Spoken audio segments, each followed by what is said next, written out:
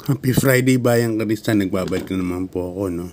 Kid Abata para magbigay ng giyang ngayong araw ng Friday, September 20, 2024 sa ganap na alas 5 ng hapon at as usual 7 races na naman po ang karera natin, no?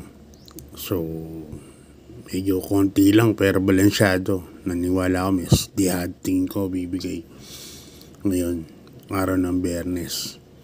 So kamusta po yung mga karera nyo kahapon? Yun, naunahan tayo, no?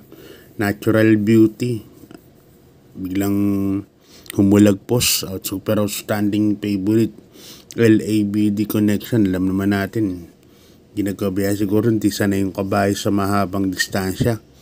Yun lang ang tingin kong tsaka masyadong nalatag ang ere. 14-21 media, napakabilis po nun sa isang maiden race, kaya tingin ko parang kumurudap na, no? Talaga naglakad na pagdating ng last 250 meters. Si Wildcat, alam naman natin off the pace talaga yun, isang diremating kabayo, so yun talaga ang naka-agapay dun. Tapos yun na, Segundo Limado, may mga dihado ring nanalo kahapon. So bawi na lang po tayo ngayong araw ng Friday. At maganda kung medyo bakas-bakas po kayo sa mga kakilala nyo, kasi tingin ko medyo mahirap po ang karera ngayon. Ayan, start na po tayo. Race number 1, Bayang Karista. Isang rating base class 4, 16 points to 21 points, split group. At dito may 7 runners po tayo. Race number 1 pa lang, medyo magulo na rin po agad ang karera. Tingin ko rito may mga panalo, 4 na kabayo. Aliana, Bad Boy MJ, Malabon King at Hot Legs. Tingin ko tibay na yan kung kukunin natin lahat. Pero for tips purposes po, ang pili ko rito number 4, Bad Boy MJ, saka ni Apoy Asuncion. Bad Boy MJ bagong baba, at alam naman natin sa Bad Boy MJ pwede pong iuna yan, pwede pong parimatin dahil nga nandiyan sa Eliana. Tingin ko ang mag-aabang lang po yan si Bad Boy MJ, siguro mga 3rd, 4th pwesto mag-aabangin, kasi sa Eliana and Sound of Silence rule the world. Mabibilis po yung tatlo na yan, pero sa Eliana pinakamabilis dyan. Kaya tingin ko first case ko number 4, Bad Boy MJ, yan, 56 kilograms. Second case ko na rin yung banderang, tingin ko number 3, Aliana, sasakay ni Jackie Macmac de Ocampo. Gamay ni Macmac to. Inabot lang po ni Agaron to, 1400 meters pa, ngayon 1200 meters lang. Kaya pagtipid, hindi ka agad nakalapit si Bad Boy, tingin ko may panalo Aliana. Kaya this race number 1, 4-3 po ako, Bad Boy MK and Aliana. Good luck Bayang Karista. Lipat na tayo sa race number 2, isang rating base class 5 points, mga placers naman po dito, split group, no? 1,200 meters, umpisa rin ang peak 6 from races 2 to 7. First case ko rito number 5, Lady Juliana, sakay ni Jackie Marlon Laloma. Nakaraan nagpakita na po ng buti kay Bara yung bandera po yan. So dami niyang mabilis na inunahan. Tingin ko baka ito na rin po ang mauna, si Lady Juliana. Lady Opis kasi medyo naiiwan po sa salida, tapos hahagad na lang, no? Ganun. Kaya yan ang first case ko, Lady Juliana. Baka maipeso agad ni Marlon. Second case ko dito, yung numero 6, Eyes on Sunrise, sasakay ni Jackie Eason El Bautista. Nung huling tumakbo yan, napakainam na po ng tinakbo niyan si Eyes on Sunrise. Baka ngayon much better, mag-i-improve yan dahil napagpahinga. Ganda ng tinakbo niyan sa inaasahan, no, nung nakaraan.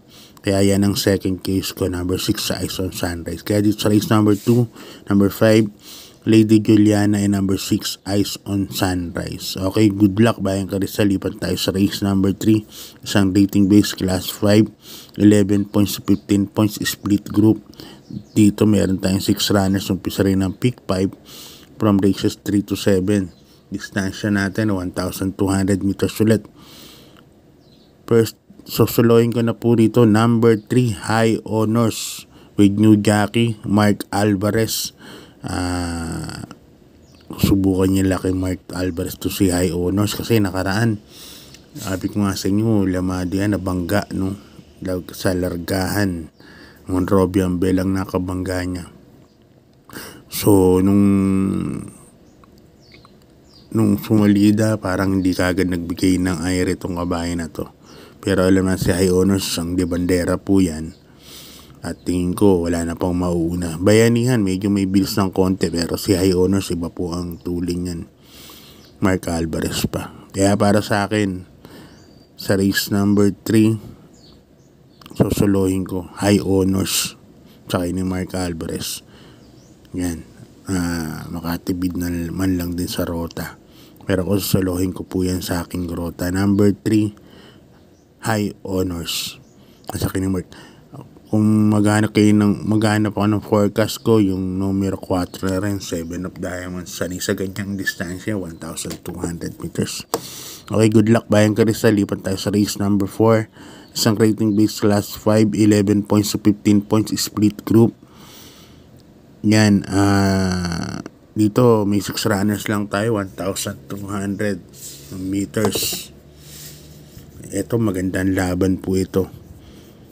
Lahat halos may panalo. Rocking Bell, Cassius King, Bisyo Magserbisyo, Biglang Buhos, Glenda's Magic. Happy Kid lang nakikita ko medyo dito, kaya eto sa 5 na to pwede po rito ang may manalo. Depende po sa magiging senaryo ng karera. Glenda's Magic, isang mabilis po, alam naman natin reyna po ng ganyang distansya, 1,200 meters. Kaya pag yan napabayaan, tingin ko may panalo. Biglang Buhos naman, pag hindi maganda sa leader ni Glenda's Magic at nauna sa Biglang Buhos, may panalo din po. Bisyo Magserbisyo nakaraan, lakas ng ganda na rin ng tinakbo. Cassius King naman bagong baba sa 16 to 21 points, nasigundo pa po yan si Cassius King, kaya medyo maganda-ganda na rin, babang-baba na rin.